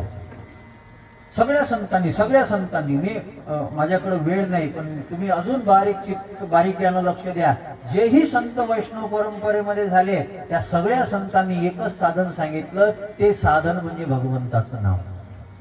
म्हणून कुठेही न शिकणारे जगद्गुरु तुकोबाराय वेदाचा अर्थ अभिमानानं सांगतात. त्याचं कारण आहे तुकोबाराय म्हणतात मी ते भगवंताचं नाम घेतलं, त्या नामानं मला दिलं. कसं काय मिळालं सांगा ना. आंधळे असणारे प्रज्ञाचक्षु गुलाबराव महाराज इतकं मोठं साहित्य उभं कसं काय करू शकतात? कशातून झालं? काय केलं त्यांनी? काही काही लोक काय म्हणतात मग महाराज तुम्ही महाराज आहे, तुम्ही कोण आहे? तुम्ही कोण आहे? मला बरेच जण म्हणतात तुम्ही महाराज आहे. अरे हो महाराज आहे, तुम्ही कोण राहता? तुम्ही माणसं आहात. कोणताही महाराज असेल, कोणताही साधू असेल, तो माणूस म्हणूनच जन्माला येतो. नाही मग आमच्या नशिबात हेच आहे. नशिबावर नशीब बनते कशाने? कर्माने. नशीब बनते कशाने? नशीब कर्मानेच बनते ना. तुम्ही तुमचं कर्म तसं ठेवा, तुमचंही नशीब तसं बनणार आहे. नशीब दुसऱ्यानं बनत नाही. लोक नशिबावर, आणि महाराज मोठं वैशिष्ट्य आहे, परमार्थ नशिबावर टाकतात आणि बाकी सगळे उदक व्याप करायला यायला वेळ आहे. लग्न तेरवी झोडपताना कोणी म्हणत नाही का आमच्या नशिबात नव्हतं. आणि कीर्तन असलं का आमचं नशिबातच नव्हतं. लग्न तेरवी कशी काय होती? ते कशी काय होती नशिबात? बाकी सगळं नशिबात. याच्याकरता प्रमाण आहे तुकोबारायांचं, भजन घाली भोगावरी अकर्तव्य मनी धरी. भजन भोगावर टाकलं जाते. अरे या संतांनी तेच चाकलं होतं, या संतांनी तेच सेवन केलं होतं आणि त्यांना तो हा काला म्हणजे फक्त हा काला नाहीये. भगवंताचं नामचिंतन घ्या. ते नामचिंतन हळूहळू आतमध्ये झिरपलं पाहिजे. आणि झिरपल्यानंतर तुम्हाला माहित आहे ना, वरचं पाणी आणि खालचं पाणी हे जेव्हा एकमेकांना जुळल्या जाते ना तेव्हा पीक चांगलं येतं. वरचं पाणी खालच्या पाण्याला टेकलं पाहिजे. आपलं वरचं पाणी वाहूनच चाललं. ते वातावरणासारखंच झालं. आता पाणी जोऱ्यानं येते वाहून जाते. 7 दिवसाच्या सप्त्यात जोऱ्यानं पाणी येते, पण ते मंडप काळाच्या पहिलेच वाहून चाललं जाते, आतमध्ये नाही चाललं. ते आमची परिस्थिती कशी झाली माहिती आहे का? ते पाण्यातल्या त्या गोट्यासारखं ते वरतून शेवाळलं, आतमध्ये काहीच नाही गेलं. आम्ही वरतून शेवाळलो. माळा मोठ्या, गंध मोठं, कपडे चांगले. आणि साधूही कोणाला म्हटलं जाते? मी मनोज भाऊ एका गावात कीर्तनाला गेलो, मी चांगलं कीर्तन केलं हो, मी कीर्तन चांगलंच करतो. दुसऱ्यानं म्हणायची कशाला वाट पाहिजे? आपलं तर आपल्याला कळलं पाहिजे. आणि इतकं चांगलं कीर्तन केलं, तिथं आला मग कोणातरी भडभुंजा, मार दाढी वाढलेली होती, ते घालून आला आणि ते लोकांनी दिलं मला सोडून त्याच्याच मागं लागलं. कोण होता काय होता काही घेणं देणं नाही. बरं मी दाढी केलेली, सगळं पद्धतशीर, इतके चांगले कपडे, रामराज, सगळं सगळं सगळं इतकं चांगलं. बरं अध्ययन करून कीर्तन केलं, सगळं सगळं संतांचे प्रमाण सांगितले आणि मले दिलं सोडून त्याच्याच मागं लागले. तेव्हा माझ्या लक्षात आलं तुमचं ज्ञान किती चांगलं याला काही महत्व नाही, तुम्ही दिसता किती चांगले यालाही काही महत्व नाही. तुम्हाला लोकांना ज्यानं प्रभावित करता येते ते करावं लागते, पण ते संस्कार ज्ञानोबाराय तुकोबाराय. मी आज या व्यासगादीवरून तुम्हाला प्रामाणिकपणानं सांगतो, 20 वर्षाचा प्रवास होत चालला. हातामध्ये माळ आहे तुळशीची, मोरारी बापूंनी दिलेली माळ आहे. मी आजपर्यंत लोक प्रभावित झाले पाहिजे याच्याकरता कीर्तन नाही केलं. लोक प्रकाशित झाले पाहिजे याच्याच करता फिरतो. माझी अपेक्षा आहे लोकांनी प्रकाशित व्हावं. हा देश प्रकाशाचा आहे, तमसोमा ज्योतिर्गमय. तेजाकडून तिमिराकडून तेजाकडे जाणारा हा देश आहे. आमच्या शाळेमध्ये आम्हाला सरस्वतीची वंदना जेव्हा शिकवल्या जात होती तेव्हा आम्हाला तेजाकडून तिमिराकडं, तिमिराकडून तेजाकडे जाण्याचा विचार केला जात होता. आमचे अभंग सुद्धा सांगतात, करी या तिमिराचा, या अंधकाराचा नाश करा. अज्ञानाचा नाश तो जोपर्यंत तुम्ही करत नाही तोपर्यंत आपण मोठे होत नाही. समर्थ सद्गुरू गजानन महाराजांनी वारकरी परंपरेचा स्वीकार का केला? अरे भजन करता करता जात असताना त्या संतांचे शब्द जे आहे ना, ते संतांचे शब्द त्याला फक्त चाली लावण्याकरता आमचं जीवन नाही आहे. ते चालता चालता, चाली लावता लावता आम्ही तसं चाललो पाहिजे त्याच्या. तेव्हा अवघा जनी हा काला कोणी केला? कृष्ण परमात्म्याने केला. का केला? दोन प्रकारचं चरित्र केलं. एक रांगता रांगता केलं आणि एक गोधने राखता राखता केलं. त्यानं रांगता रांगता जे चरित्र केलं त्याचंही सुंदर वर्णन आहे. तळवे तळहात तळहात देवीत,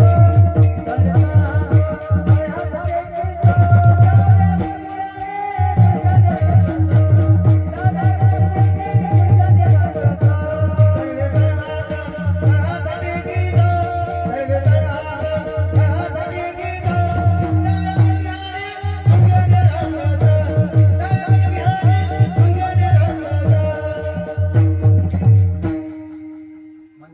बरंच आहे, पण 1:05 झालेली आहे. या पोरांना पुन्हा कीर्तनाला जायचं आहे, त्याच्यामुळं आता अधिक जास्त लांबवायचं नाही. कृष्णाचं सगळंच चांगलं आहे, सगळंच चांगलं. काल एक जुनी वारकरी चाला ऐकली. देव कसा आहे?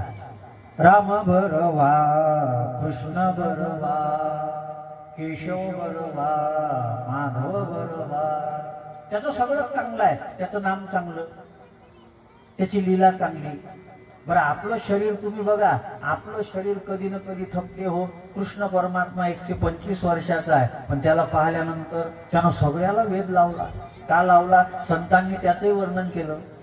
कानोबा तुझी भोंगडी चांगली, कानोबा तुझी भोंगडी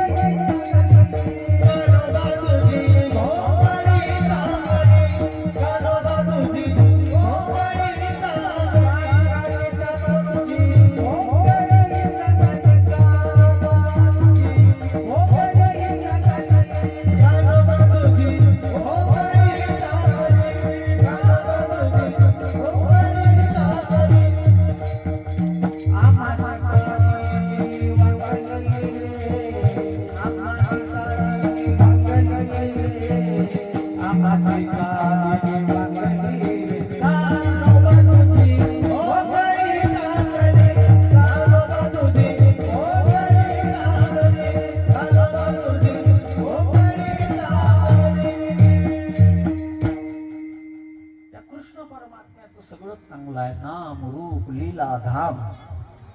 मग त्या काही लीला आहे त्याच्यामध्ये त्यांनी दोन पद्धतीचं चरित्र केलं. एक रांगता रांगता. लोक म्हणतात चोरलं. चोरलं नाही हो, जे त्याचं होतं ते घेतलं, त्याला चोरी म्हणत नाही. आपल्याला कशाला काय म्हणायचं हे कळत नाही. त्यांचं ज्याच्यावर ज्याचा अधिकार होता ते घेण्याकरता कृष्णाचं चरित्र फारच सुंदर आहे.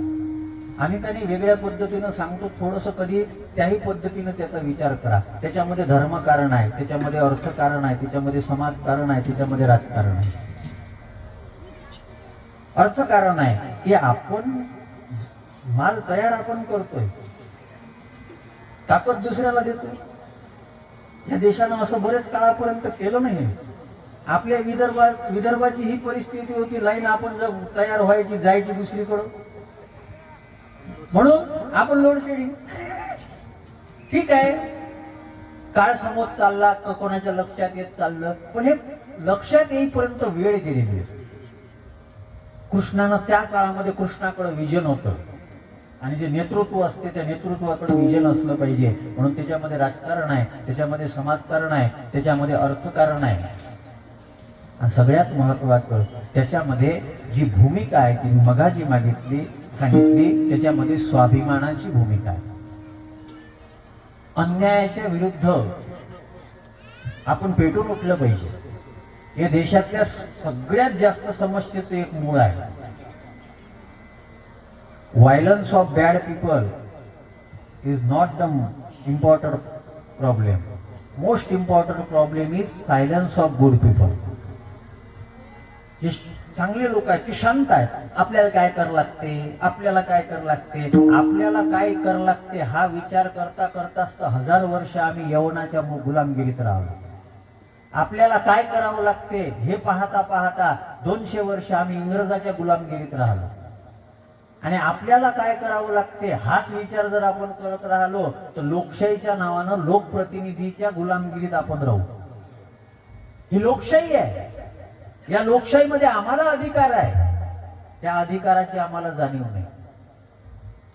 त्या काळामधला विचार बघा, काय उन्नत काळ असेल. आम्हाला आमच्या संस्कृतीविषयी, परंपरेविषयी, आमच्या एकतर नालंदा तक्षशिला पेटवलं, त्याच्यामध्ये सगळं जाळून टाकलं आणि त्याच्यानंतर आम्हाला शिकवलं काय गेलं, Indians are poor people. Indians are poor people आम्हाला तेच शिकवलं गेलं. अहो, ज्या काळामध्ये इंग्लंडमध्ये पहिली शाळा स्थापन झाली ना, त्या काळामध्ये भारतामध्ये 5073 गावं होती. 5,73,000 गावं होती आणि 5,73,000 गावामध्ये 5,21,000 गावामध्ये गुरुकुलं होती. त्या गुरुकुलामध्ये शिक्षण दिल्या गेलं. आम्हाला माहितच नाही. आम्ही आमच्याकडे काय होतं, आमच्याकडे काय होतं. या देशामध्ये तुम्ही विचार करा, जेव्हा सिकंदर अलेक्झांडर जेव्हा आक्रमण करायला यायचा ना, तेव्हा तो एक काम मोठं महत्वाचं करायचा. तो कधीही जिथं साधू दिसले ना, त्या साधू सोबत तो बैठक करायचा. त्याच्या लक्षात आलं होतं की या देशातल्या साधूमध्ये इतकी ताकद आहे की ते आपल्याला चांगले विचार देऊ शकतात. आणि असाच जेव्हा तो अलेक्झांडर जग विजय करता करता इथे आला आणि थोडस त्याच्याकडून जग विजय करण्याचं राहिलेलं आहे, एक साधू पसरलेला होता आणि तो पसरलेला साधू मस्त बसलेला आहे. अलेक्झांडर म्हणाला, ए रस्त्यातून उठ. कशा करता? मी जग विजय करण्याकरता चाललो. अरे म्हणे, कुठं जग विजयाच्या भानगडीत पडला? खुला आसमान है, इतनी सुंदर वसुधा है, इस वसुधा पर हम सोए हुए हैं, सूर्य का प्रकाश ऊपर से गिर रहा है और बोले यार इससे बड़ी कौन सा जग विजय प्राप्त करेगा, तू जग नहीं जीत सकता. सांगून दिलं. विठ्ठला विठ्ठला.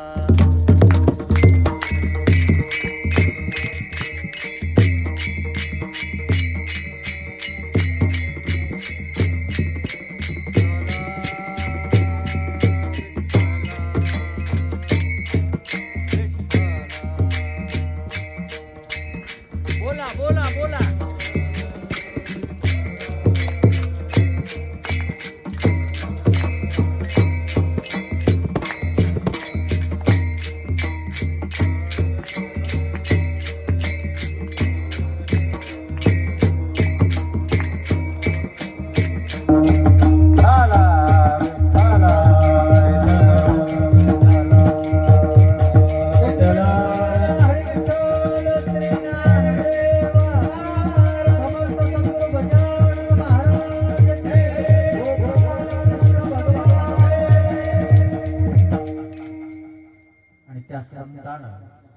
अलेक्झांडरला सिकंदरला सांगितलं तेव्हा त्याच्या लक्षात आलं, अरे काय याची फकिरी आहे, या फकिरीच्या पुढे आमची काय ताकद आहे.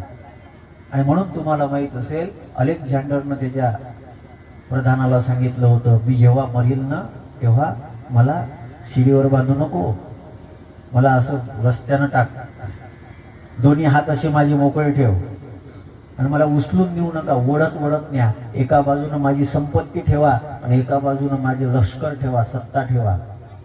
पण हे सगळं कशासाठी? जगाला दिसू द्या एवढी संपत्ती होती, एवढी सत्ता होती, पण मरावं असंच लागते. हे त्याला भारतातल्या साधूनं शिकवलं. हे सामर्थ्य भारतामध्ये आहे. आणि आपल्याला गुलामगिरीच्या सवया, त्या मॅकोलेनं जी शिक्षण पद्धती सांगितली होती ना 1836 मधली, त्यांना आम्हाला गुलामीच्या सवयी लावून ठेवल्या, फार गुलामीच्या सवयी लावल्या. मला तर कधी कधी विचार पडतो की काय आपण शिकतोय. कोणाला काही घेणं देणं नाही याच्याविषयी. गुलामगिरीच्या मानसिकतेमध्ये जगायला शिकवलं. तुम्ही गुलाम होते, तुम्ही गुलाम होते, अरे गुलाम नव्हतो आम्ही त्याही काळामध्ये संपन्न होतो. फक्त अडचण एकच होती की आमच्यात त्या संपन्नतेची जाणीव नव्हती. ती जाणीव करून देणारे जे होते त्यांचं आम्ही ऐकलं नाही. समजदाराचे ऐकत नाहीत लोक. आजची काळ कशी आहे, समजदाराला समजावून सांगणारे समजदार आहे. जे नासमज असतात ते समजदाराला समजावून सांगतात. एक दारू पिणारा पोरगा परवा संध्याकाळी माझ्या गाडीपासून मी गाडी झाकत होतो. तो मला म्हणे, महाराज शारी विकून बरोबर आथरा. म्हटलं, राजा तुझ्यापाशी काहीच नाही, तू दारू पिण्यात नष्ट होत चालला. मी 8 वर्ष झाली गाडी घेऊन फिरतो. आता कशी झाकायची मला माहित नसेल का? या जगात सगळ्यात सोपं आहे सल्ला देणं. जे दारू पिऊन वाया घालून राहिला इस्टेडम, ते मला शिकून राहिला गाडी कशी झाकायची. मला खरंच तेवढी अक्कल नसेल का? पण ठीक आहे, तर त्याचंही कोणी ऐकत नाही ना. त्याला वाटते महाराजाला सांगा जगाच्या कल्याणा संतांच्या विभूती. तर बायको नवऱ्याचं ऐकायला तयार नाही. सगळेजण डेअरिंग टाकायला महाराज पकडतात. मग चला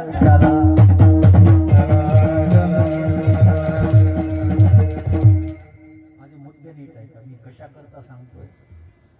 कृष्ण परमात्म्यानं जे काही चरित्र केलं त्या चरित्राच्या माध्यमातून आपल्या संस्कृतीच्या खुणा सांगितल्या. त्यानं चित्त चोरलं हो, चोरी नाही केली त्या. आणि अशा पद्धतीनं सगळं झाल्यानंतर सगळ्या ज्या गवळणी होत्या ना, त्या गवळणीनं आता गाराणं करायला सुरुवात केली. आणि गाराणं करत असताना त्या यशोदेपाशी मोर्चा घेऊन आल्या आणि यशोदेला सांगू लागल्या, अवघ्या मिळवणी गवळणी येते नंदाच्या अंगणी, जातो आम्ही गोकुळ सोडूनी, आमुच्या सुने अलगा घेऊन गे. अरे हे काय तुझा पोरगा, तुला बरा वाटते काय? काय यानं किती विचित्रपणा केला. आणि सगळ्या त्यानं पाढाच वाचायला सुरुवात केली. आता मात्र यशोदेच्या नंदबाबाच्या लक्षात आलं की आता याला काम लावलं पाहिजे. 5 वर्षापर्यंत पोराचे लाड करा, 5 वर्ष झाले का काम लावा. आणि त्या काळातलं काम कोणतं होतं? गाई गोपाळ, गाई गोपाळ, गाई गोपाळ सवंगडी वदा, गाई गोपाळ सवंगडी वदा, गाई गोपाळ सवंगडी वदा, सवंगडी वदा, गाई गोपाळ सवंगडी वदा, गाई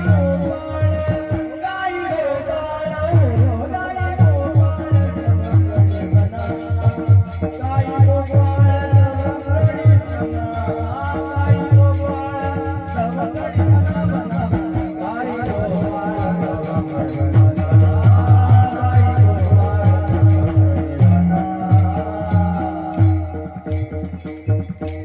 म्हणता येण्यासारखं भरपूर आहे. 11:15 सुरू झालं होतं, 1:15 वाजलेला आहे. आपली वेळ संपलेली आहे. म्हणून अधिक जास्त विस्तार न करता कृष्ण परमात्मा गाई राखायला गेले. जात असताना सुंदर वेश आहे. हातामध्ये काठी घेतली, खांद्यावर घोंगडी घेतलेली आहे. आणि घोंगडी घेऊन काठी घेऊन कृष्ण परमात्मा वनामध्ये गेले. गोपाळ सोबत आहेत आणि गोपाळ म्हणू लागले, कृष्णा कृष्णा आता गाई चारायच्या आहेत. हो म्हणे, आपल्या गाई चांगल्या आहेत, त्यांना गाई चरू द्या. आपण काय करू, आपण खेळ खेळू. मग नाना प्रकारचे खेळ जे आहे ते कृष्ण आणि गोपाळ यांनी खेळायला सुरुवात केली.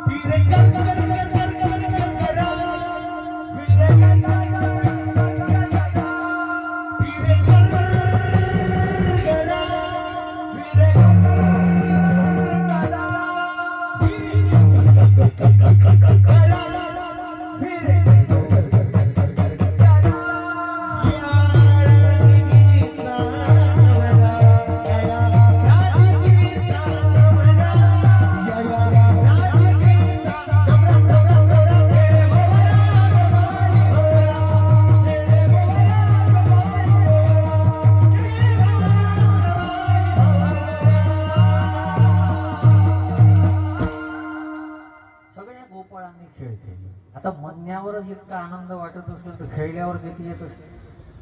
ग्रीश नावाचा गोपाल होता, त्याच्या नेतृत्वामध्ये सगळे खेळ झाले आणि सगळे खेळ झाल्यानंतर कृष्ण परमात्म्याला वाटलं की एखादा खेळ आपणही जुना खेळावा, आपणही खेळावा.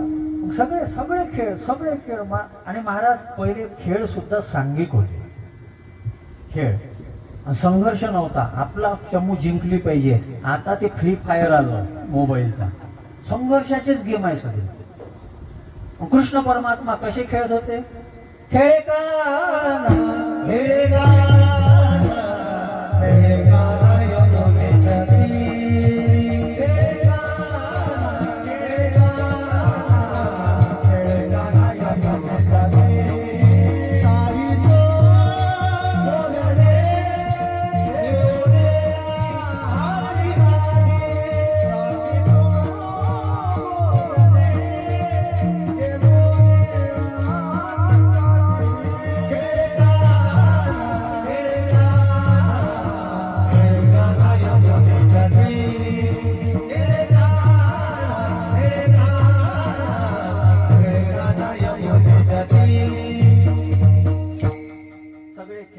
खेळ झाले.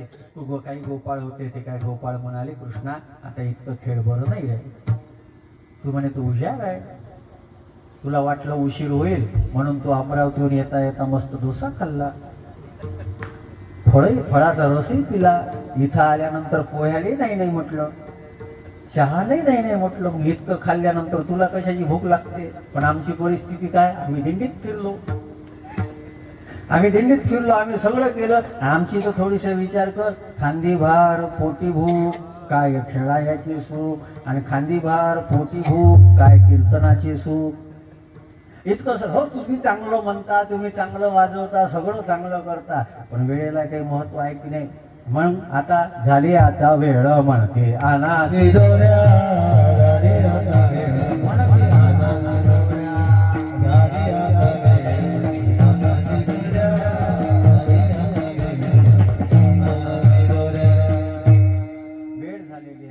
परमात्म्यानं सिदोऱ्या आणायला लावल्या आणि त्या सिदोऱ्या आपापल्या खाऊ नका, आज काला करायचा. काला कसा करायचा त्या काल्याचं वर्णन भागवताच्या दशमस्कंदामध्ये शुकदेव बाबा करतात. बिभ्रदेनुम जठरपटयो शृंगवेत्रेच कक्षे वामेपानो मृसुलकौनम तत्फलान्निगुलेषु तिष्ठन्मध्ये स्वपरिस्वरुदयो हंसयन्धर्मविश्वे स्वर्गे लोके मिशिति बुभुजे यज्ञभुम्बा कुण्डली कवर्गा हरिविठ्ठल गोपाल कृष्ण भगवान की जय. माऊली ज्ञानेश्वर महाराज, समर्थ सद्गुरु गजानन महाराज ज्ञानेश्वर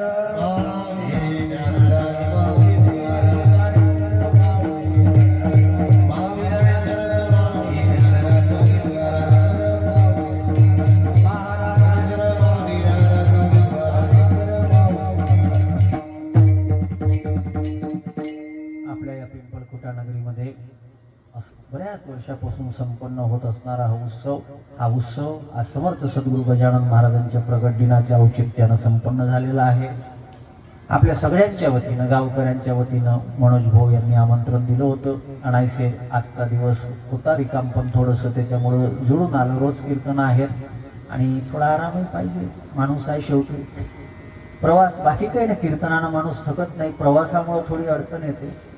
प्रवास चालू असतो सतत, त्याच्यामुळं पण म्हटलं आता नाही कसं म्हणावं, त्यात म्हणजे कीर्तनासाठी नाही कसं म्हणावं हाही प्रश्न, आणि ते आता बालमित्र होते, वर्गमित्र होते, त्यांना नाही कसं म्हणावं हा प्रश्न. पण या निमित्तानं आपल्या सगळ्यांची भेट झाली आणि आपल्या गावच्या या समर्थ सद्गुरु गजानन महाराजांची सेवा करण्याची संधी मिळाली. आज 148वा प्रगट दिवस संपूर्ण महाराष्ट्रामध्ये नाही, जगामध्ये, अमेरिकेमध्ये सुद्धा बाबांचं मंदिर आहे. आज गावोगावी बाबांचं मंदिर होत आहे.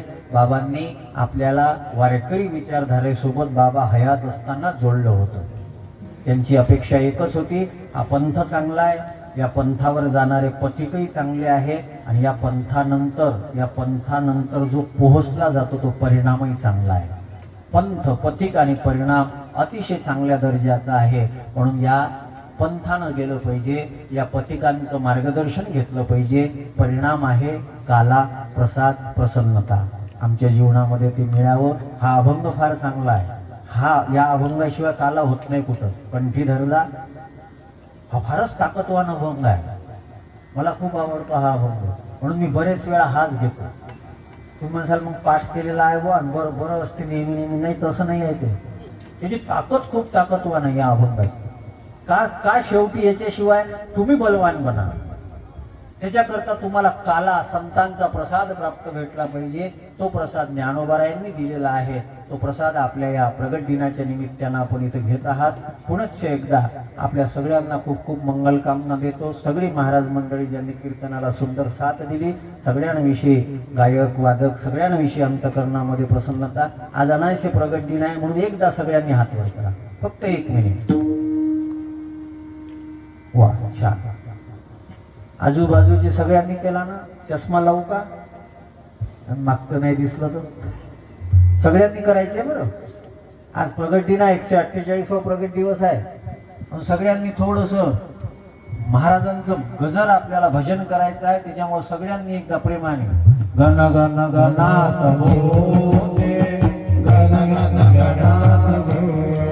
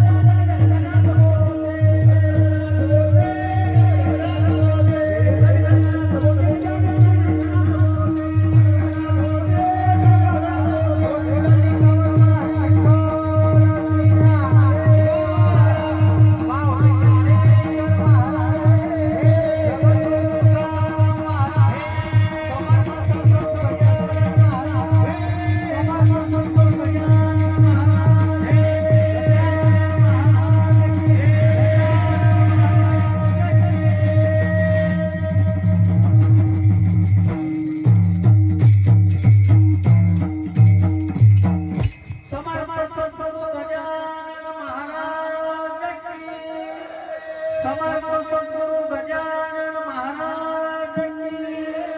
समर्थ सद्गुरु गजानन महाराज की. पुन्हा एकदा संपूर्ण ग्रामवासियांना खूप खूप धन्यवाद. अशीच हे कार्यक्रम करण्याकरता भगवान तुम्हाला सामर्थ्य शक्ती देव. आपल्या प्रत्येकाच्या कुळामध्ये वंशे भवतु हरिभक्ती ही मागणी गजानन महाराजांच्या चरणी मागतो आणि माझ्या सेवेला इथंच पूर्णविराम देतो. आता समोर आरती वगैरे होईल आणि जे काही सूचना असतील ते संयोजक मंडळी देतील. हाच अभंग घेतला होता म्हणून पुन्हा काल्याचा अभंग म्हणायची गरज नाही. आता विठ्ठल विठ्ठल